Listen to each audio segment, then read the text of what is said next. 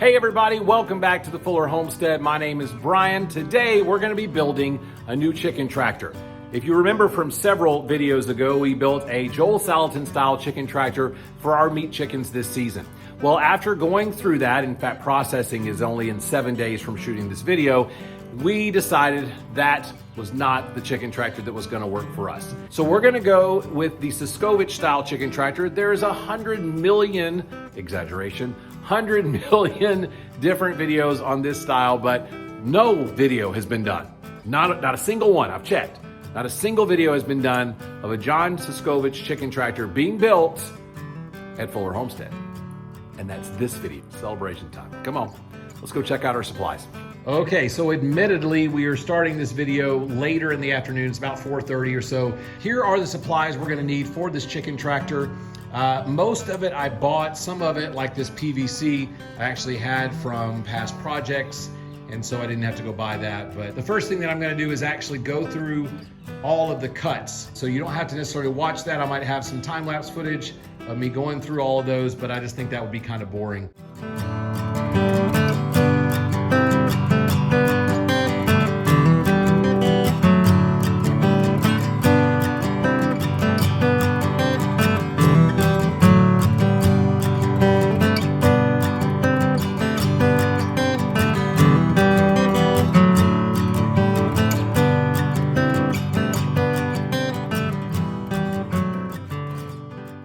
So we finished all of the cuts, including all of the lap joints.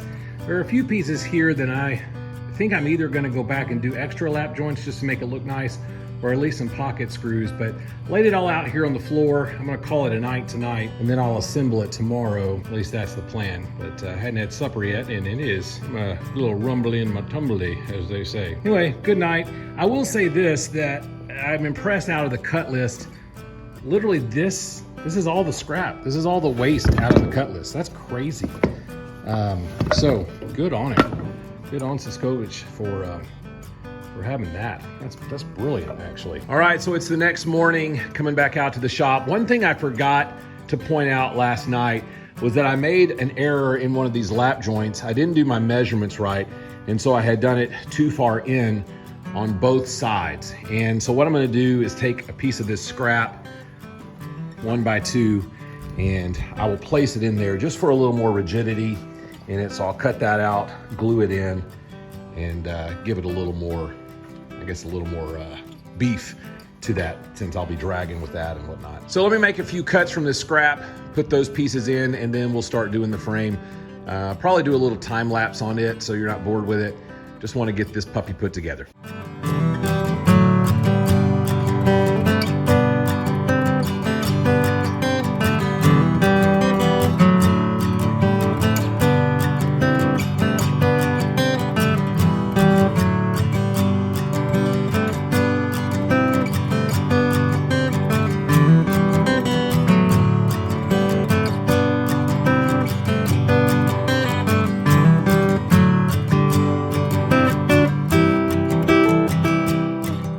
Okay, so the frame is mostly done. I have watched other videos where people have said, hey, you need to install this door last, even though the plans say to do it right about now. But I'm gonna wait till last, once I get everything else done. We've still got some conduit to bend. I'm not really, what's the word I'm looking for? Confident? Yeah, confident in my ability to be able to do that right the first time, but we're gonna drill some 1-inch holes around where the conduit's gonna go, and see what that looks like. Not gonna win any points for being beautiful or artistic, but here's where we're at right now after getting the framing with a 1/2-inch conduit up, and let me just tell you, that was not a whole lot of fun.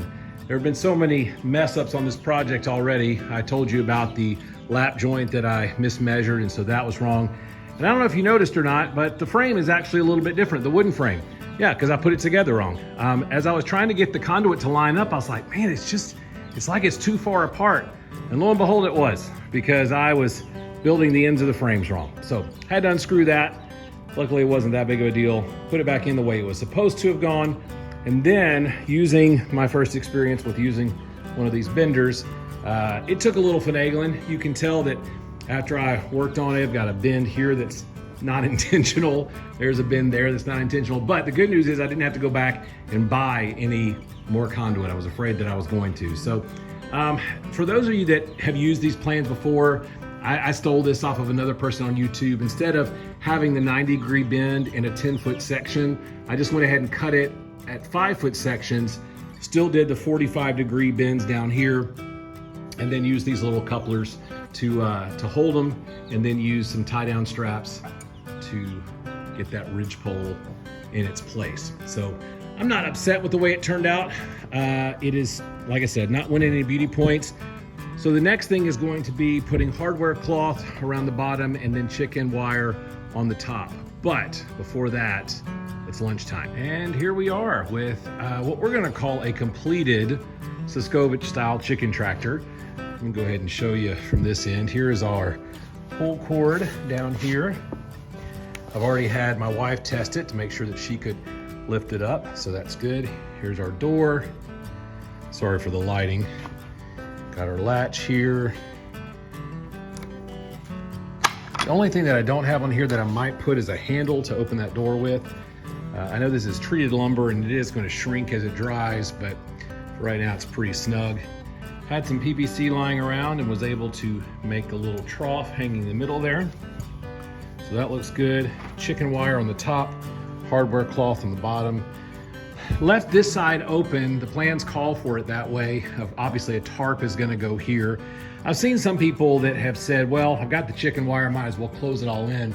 But I'll tell you one thing that I've already discovered is that if you're trying to do maintenance on this tractor, like let's say you need to do something on the inside or even just getting from one side to the other, having this open when the tarp's off is so nice, just to be able to step over and to be able to work on it. So there it is from back here. My wheels are currently installed. They won't stay installed, but you can see the ones I chose to go with. I believe these are 10-inch. The plans call for 9-inch, but I went ahead and did that. And we will take those off as we need be. Here is the gap, so you can see how much.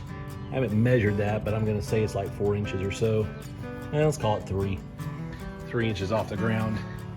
So it's not something that I would leave, but for transporting it, it works really nice. And that's going to do it for today's video. Thanks for stopping in. Obviously, I didn't show every single step of putting this tractor together, and that was intentional. I didn't want to take away from John Suscovich and his book sales. Not that my videos are going to take away from his book sales, but if someone was looking to put one together and avoid buying the plans, then I guess they could do it that way through YouTube. So obviously, I did not put a waterer in mine yet. Currently, we're using a 5-gallon waterer that I just have elevated in our current chicken tractor, and that's probably what we'll move over to this one as well. I did want to make a couple of notes, if I haven't already, about what the cost was for this chicken tractor, what the time frame was to put it together, and then why we're going with this style as opposed to a Salatin. So number one, let's talk cost. Well, if you consider that I had some of the stuff like the chicken wire and the hardware cloth already purchased, I'm taking that out of it. With the lumber, the wheels, the hardware, the conduit, I'm not counting the screws either, or the tie rope. You put all that together, it's about $225 in current November 2022 prices, okay, from North Central Arkansas through a Lowe's. That's about as specific as I can get it. So about 220 something bucks. I did have the PVC already for the trough, so I didn't include that as well. So it's not the cheapest thing in the world to build, especially if you've got to build several. But as far as it being functional and best for us, that's what it's going to do. So let me tell you about why we're choosing this style as opposed to the Salatin tractor. The Salatin tractor obviously can hold more birds. It's got a larger footprint. The problem for us is we just don't have that much grassy area to move that many birds around and not have to double up every few days. It's just not working for us. So this smaller tractor with 25 to 30 birds, probably more in that 25 range, we've got enough area where we can move those twice a season. So in other words, we'll do 25 in the spring, we'll do another 25 in the fall, and that's probably gonna be all of our meat chicken production. The majority of our stuff is going to be in pigs, which, by the way, upcoming video on that. We're getting pigs this coming week, so excited about it. Starting off with 3, because that's all I could find from the farm we're purchasing from, but starting in the spring, then we'll have hopefully 8 to 10 additional pigs. And then we'll also obviously have our laying hens, which will give us some eggs to make money off of those. and then whatever we get from the garden once next summer rolls around.